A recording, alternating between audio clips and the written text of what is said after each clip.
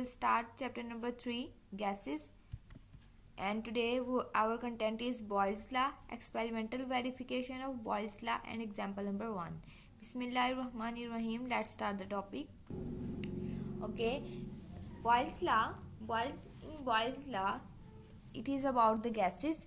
The previous topics of this chapter about gases is skipped because according to the new syllabus, smart syllabus, these topics are not included in the very first pages. The data about the properties of the gases is given. तो starting में जो है वो journal introduction दिया गया है, gases किस तरह से बिहेव करती हैं, उनकी जर्नल प्रॉपर्टीज़ क्या होती हैं, लिक्विड्स क्या होते हैं, सॉलिड्स क्या होते हैं, और उसकी मेजरमेंट के लिए सिंपल एक यूनिट दिया गया है. तो जो आज का हमारा टॉपिक है वो बॉयल्स लॉ पे है. बॉयल्स लॉ क्या कहता है, इसमें हम मोस्टली जो है जितने भी लॉज हैं उसमें हम वॉल्यूम के ऊपर इफेक्ट देखेंगे कि आया वॉल्यूम प्रेशर और टेम्परेचर के साथ किस तरह से चेंज होता है. तो बॉयल्स लॉ ये कहता है कि जो वॉल्यूम है वो इन्वर्सली प्रोपोर्शनल है प्रेशर के. ठीक है, volume is inversely proportional to the pressure at constant temperature. आपके पास टेम्परेचर कांस्टेंट होना चाहिए. अगर आप टेम्परेचर कांस्टेंट कंसीडर नहीं करते तो आप बॉयल्स लॉ जो है अप्लाई नहीं कर सकते. तो इसके लिए आपने जब भी इसकी डेफिनेशन आए आपने ये मस्ट मेंशन करना है कि टेम्परेचर और नंबर ऑफ मोल्स जो है वो क्या है, कांस्टेंट है. So the volume is inversely proportional to the pressure. And अगर हम इस प्रोपोर्शनैलिटी साइन को खत्म करें तो क्या आ जाएगा, कांस्टेंट. तो V is equal to K by K over P. अब इस P को इस तरफ मूव करवा दे, PV is equal to K. अब टेम्परेचर और नंबर ऑफ मोल्स क्या है, constant. Temperature and N are the constant. अब ये K क्या है, K is the proportionality constant. अब हम इसे इस तरह से भी लिख सकते हैं कि product of pressure and volume of gas at constant temperature is a constant quantity. यानी कि प्रेशर और वॉल्यूम जो है ये क्या होंगे, कांस्टेंट होंगे. यानी कि अगर आप प्रेशर इंक्रीज करेंगे तो वॉल्यूम उतना ही डिक्रीज हो जाएगा. तो इस तरह से आपके पास इन दोनों का प्रोडक्ट जो होगा वो हमेशा कांस्टेंट रहेगा. अब हम इसकी एक्सपेरिमेंटल वेरिफिकेशन देखते हैं कि किस तरह से इसको वेरीफाई किया. आपने 3 कंटेनर्स ले लेने हैं. टेम्परेचर इनका सेम होना चाहिए. मैंने कहा कांस्टेंट टेम्परेचर है तो आप वो कोई भी टेम्परेचर वो कांस्टेंट कंसीडर कर सकते हैं. जैसे 25 ले लें, 30 ले लें, 35 ले लें, लेकिन तीनों कंटेनर्स का टेम्परेचर एक जैसा होना चाहिए. ठीक है, यहाँ पे हमने 3 कंटेनर्स लिए और टेम्परेचर 25 डिग्री सेंटीग्रेड प्रोवाइड किया. अब यहाँ पे जो गैस थी उसके ऊपर हमने 2 एटमॉस्फेरिक प्रेशर अप्लाई किया. ठीक है, सेकंड पे हमने 4 एटमॉस्फेरिक प्रेशर अप्लाई किया और थर्ड पे 6 एटमॉस्फेरिक प्रेशर अप्लाई किया. अब आप ये देखें यहाँ पे कि अगर आपके पास प्रेशर 2 एटमॉस्फेयर है तो वॉल्यूम 1 डेसीमीटर क्यूब है. अगर आप प्रेशर 4 एटमॉस्फेरिक प्रेशर कर देते हैं तो वॉल्यूम क्या हुआ, डिक्रीज हो गया, हाफ हो गया. प्रेशर आपने क्या किया, डबल किया, तो वॉल्यूम भी क्या हुआ, उसका हाफ हो गया. अगर आप इसको ट्रिपल कर दो तो क्या हो जाएगा, ये 1/3 रह जाएगा. वॉल्यूम क्या होगा, 1/3 तक डिक्रीज हो जाएगा इनिशियल वैल्यू से. तो जितना आप प्रेशर ज़्यादा करते जाओगे वॉल्यूम उतना ही डिक्रीज होता जाएगा. तो यही था हमारे पास बॉयल्स लॉ. अब ये ऊपर जो लगाई है ये मूवेबल पिस्टन है और इसके ऊपर हम मैस प्लेस करते हैं. अब इसको हम नीचे प्रूव भी कर लेते हैं कि इनकी सबकी वैल्यू सेम आती हैं. अब फर्स्ट केस में देखें कि प्रेशर और वॉल्यूम था. प्रेशर था हमारे पास 2 एटमॉस्फेयर और वॉल्यूम था 18 डेसीमीटर क्यूब. प्रेशर 2 था और वॉल्यूम 1 था, तो आंसर इज 2. सेकेंड केस में क्या हुआ था कि प्रेशर हमारे पास 4 था और वॉल्यूम हमारे पास हाफ रह गया था, तो आंसर इज 2. और थर्ड केस में प्रेशर हमारा 6 atm था और वॉल्यूम 1/3 रह गया था, तो आंसर इज 2. तो अब आप यहाँ पे देखें कि आपके पास वैल्यू क्या आ रही है, कांस्टेंट रह रही है. ये तब होगा जब आपके पास टेम्परेचर सेम होगा. नेक्स्ट हम चलते हैं इसकी एग्जाम्पल की तरफ. तो एग्जाम्पल में ज़रूरी नहीं कि मेंशन किया हो कि हम बॉयल्स लॉ के बारे में पूछ रहे हैं. समटाइम वो क्या करते हैं, क्वेश्चन में टेम्परेचर दे देते हैं थोड़ा सा कंफ्यूज करने के लिए कि हम कौन सा फॉर्मूला इसके ऊपर अप्लाई करें। तो आपने कंफ्यूज नहीं होना। इसमें आप देखें कि डाटा क्या गिवन है। Gas having a volume of 10 decimetre cube is enclosed in a vessel eight 0 degree centigrade and the pressure is 2.5 atmosphere. This gas is allowed to expand until the new pressure is 2 atmosphere. What will be the new volume of the gas if the temperature is maintained at 273 Kelvin? तो अब आप देखिए उन्होंने क्या temperature maintain किया है और आपको डिग्री को केल्विन में कन्वर्ट करना तो आता ही होगा। अब पहले हम लिख लेंगे वॉल्यूम था V1 जो कि 10 डेसीमीटर क्यूब था, टेम्परेचर 0 डिग्री सेंटीग्रेड था इनिशियल, और फाइनल भी हमारे पास क्या है 273 है। तो टेम्परेचर क्या है कांस्टेंट है।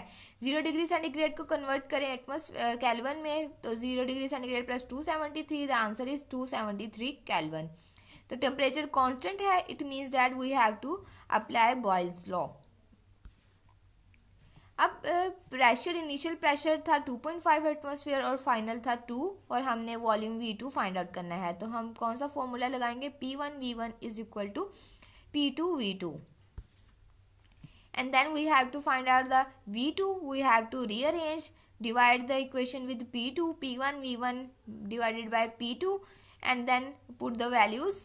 V2 is equal to 2.5 multiplied with 10 divided by 2, and the answer is 12.5 decimeter cube.